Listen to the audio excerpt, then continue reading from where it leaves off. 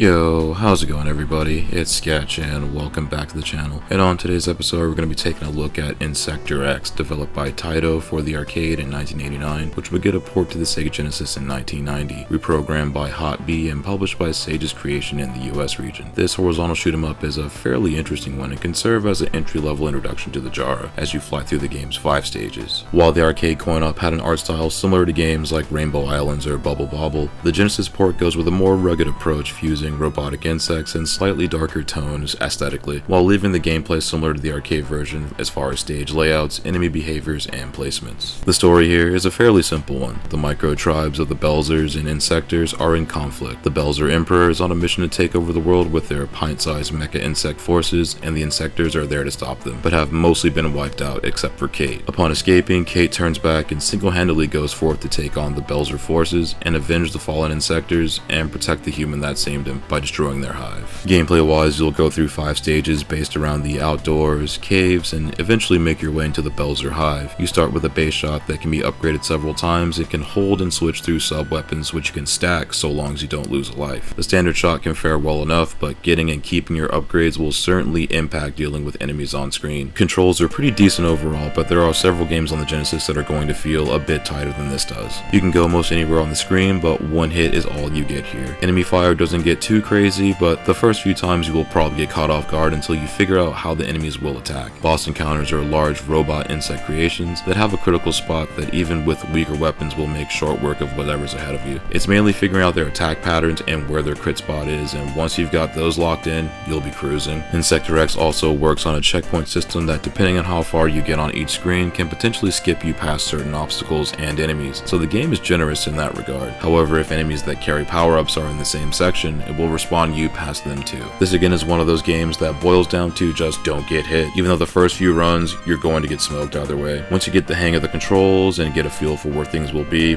you'll cruise through this one, but it's certainly a game that will make you work for it initially, while not being amongst the most difficult shooters on the console. Graphics wise, this is a fair bit different than its arcade counterpart, with its visuals being almost completely overhauled. The art style seen on the Genesis is a bit more rough around the edges and more slimmed down with its character designs, giving it a more mature look compared to the arcade version, which is a bit brighter with its color palette and more cartoony aesthetic. The stages overall are fairly varied and get more interesting as you go along. Also, the intro cutscene from the view of an insect straight up goes. Along with the reworked logo, as far as introductions, it looks pretty cool. Level designs as a whole are fair from the desert to eventually getting into the Belzer hive, which also looks pretty sick. The level of detail also gradually gets a lot better as well, with the standouts really showing up midway through the game. While the backgrounds don't have much in the way of animation, they overall still look pretty decent and have a fair amount of detail. Enemy designs, as mentioned earlier, are a bit different from the arcade version and were almost completely reworked by Hot B for the Genesis version. Enemy designs seen here honestly remind me of the biomechanical sprites seen in something like the Thunder Force games or even Biohazard Battle. Compared to its more cute-em-up approach from the arcade, the more rugged look works with this version rather well, all things considered. Sound-wise, it's a bit of a mixed bag, however. Insector X's weakest point is arguably the sound effects. The soundtrack, while not the most amazing thing ever, does have a few catchy stage tunes in it though. The opening theme is pretty sick, and the sound effects compared to several other Genesis titles, it just feels a little bit hollow at times, even though the explosion sound on bosses and the larger enemies does sound pretty satisfying. Weapon firing sounds aren't bad either, but they lack impact in the audio department. While maybe not the worst sounding game on the system, it kind of sits in the middle sound design wise. Granted, it does have a couple bangers in there, it just takes a moment to get to them. Overall, Insector X is a decent shoot 'em up that's easy to pick up, even though it does have a slight learning curve initially. The checkpoint system is pretty fair, even though sometimes it can skip sections. It's a slightly slower playing shooter, so this one could be a good one to learn for those less familiar with the genre, while challenging enough that even advanced players can also get some enjoyment. Once you get it down, runs can be cleared in about 25 or so minutes. It's got some dope graphics and spots, but it's got some mid ones too. It's definitely not the worst shoot 'em up on this Genesis, but at the same time, it's not quite the best either. Insector X gets a 7 out of 10 and comes recommended to fans of horizontal shooters looking for something a little bit different while not being overly difficult to learn, aside from hazard and enemy placements and critical hit spots on bosses. There will be parts where you might hit a wall, but chances are you'll break through them before too long. It's on the cheaper end of the Genesis spectrum, so if you're into shooters,